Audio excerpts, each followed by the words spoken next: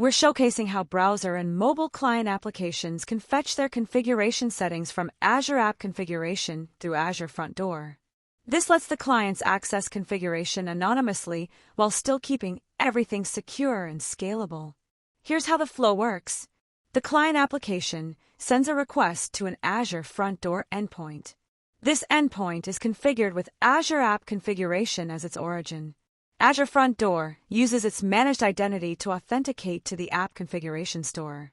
App Configuration returns the configuration values and feature flags, and Front Door sends the response back to the client. This means we automatically benefit from Front Door's caching, global distribution, and performance optimizations. Now let's move to the Azure portal to see how this integration is set up. I'm starting in a new App Configuration Store. Under Settings, I select Azure Front Door. This is the new blade used to configure the integration. I can either select an existing front door or create a new one. For this demo, I'm creating a new front door profile. I've entered a profile name, an endpoint name, chosen a system-assigned managed identity so Front Door can access the store, set caching to 5 minutes, and added a scoping rule so only key values that start with .appconfig.featureflag are exposed. I can choose either the key value filter or the snapshot filter to scope the requests. Snapshot filters will be great for assuring consistency of settings, as snapshots are immutable. When I click Create and Connect, Azure deploys an ARM template that builds the front door profile, the endpoint, the origin group, and the routes with the scoping rules I selected.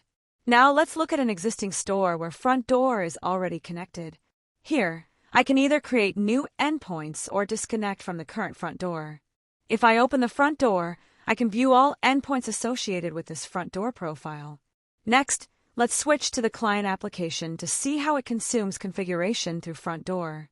This is a JavaScript application. In the configuration provider, the application loads configuration by calling the front door endpoint, not the app configuration store directly. Feature flags are enabled, and the front door endpoint URL is set in the config file. Let's build and run the application.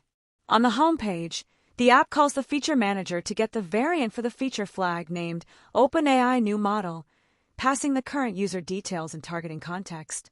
Based on the variant returned on or off, the app chooses whether to use GPT-4 or GPT-5 for the chat model. The feature flag has two variants, off and on, with a 50 to 50% rollout. There's also an override rule, so the admin user always gets the on variant. Telemetry is enabled, so we can track evaluations. Running the application, the default user sees GPT 4.0.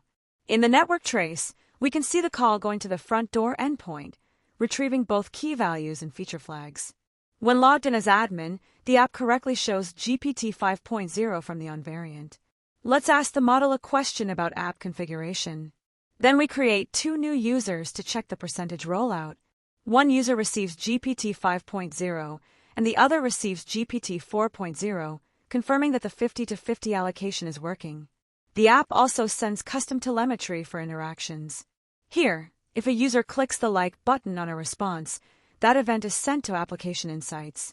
In App Insights, under Custom Events table, we can see feature flag evaluation events, business events, and user interaction events.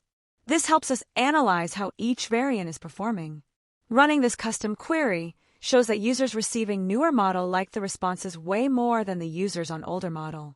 Based on this analysis, now we can safely roll out new model for 100% of our users.